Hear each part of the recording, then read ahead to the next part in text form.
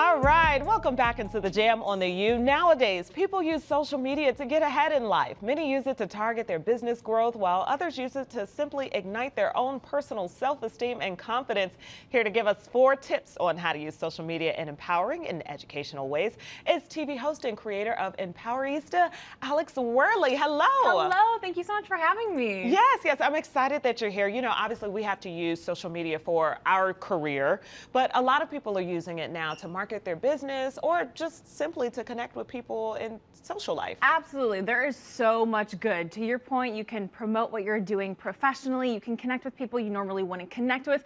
But there's definitely a downside. I think most women, people in general, can relate that a lot of times you're going on social media, you're spending too much time, you're comparing yourself, maybe you're experiencing a little bit of FOMO. So you definitely want to keep it in check and use it in a way that's empowering. Okay, well, let's jump right in here, okay? Let's do it. We know that the first tip is maintain perspective, tip number 1. Absolutely, because comparison, FOMO, it's real, especially when you're comparing your real life to someone's fake reality. Nobody's life is as perfect as their Instagram feed, Tell right? me about it. So you really have to maintain that perspective that there's always a messier behind the scenes. If you follow any influencers, you know what I'm talking about. Although these people's lives look really great. That's these people in Paris and on the beach, look at her drinking her latte. Yeah. Her life looks amazing. Well, and that's usually what the reaction is. And then you look at yourself and you're like, well, I'm a schmuck. I don't go to Paris. I don't spend time on the beach. But these people have entire teams to make them look good, to make their lives look good. And a lot of times they're just going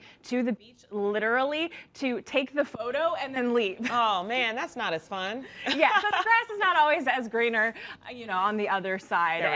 And there is a woman, Anna Victoria. I think she does a really great job, actually. She's an influencer, and she posted a photo recently where she had on the left side a photo where she normally shows up and looks amazing because she's a fitness expert. So, hey, she does have an incredible body. But on the right side, she said, this is actually what I normally look like when I'm not posed perfectly.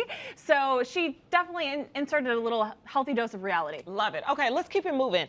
Tip number 2, set boundaries for yourself. How do you do that? Yeah, so social media is such a time and energy suck, right? Yeah, I read a recent study that said that the average person will spend about 5 years on social media. And you can see why, because every 5 to 10 minutes when you're in line at the grocery store and just killing time, it really, really adds up. That sounds depressing. Yeah. So I think it's really important to establish a different habit. Instead of going to social media, what can you do instead? Call up a friend, get in a little bit of an exercise, something that's more life enriching. I like that. Okay, tip number 3, examine what you're posting. Yeah, we have the opportunity to really post things that are empowering, right? I mean, social media is kind of the great equalizer. We're all content creators. We're all advertisers. It's basically the modern day billboard, right? So what are you selling? Are you selling, my life is amazing, look at me? That's what a lot of people are selling. It's so much more powerful to use your authentic voice to make a positive impact. I love it. Yeah, there's a woman. Make a difference. Yeah, there's a woman I really love on Instagram. Her name's Jenna Kutcher. She says,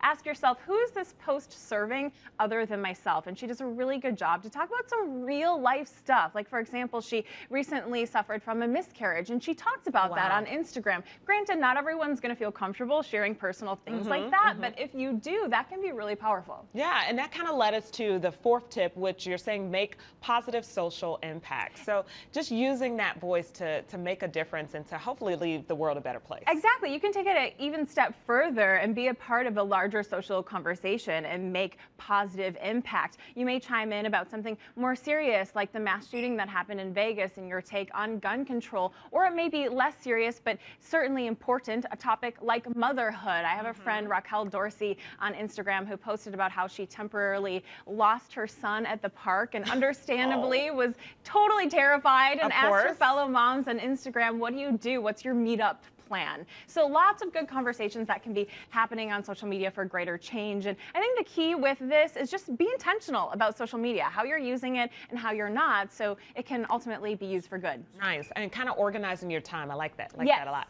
All right. For more information and helpful career guidelines on the Empowerista movement, visit empowerista.me.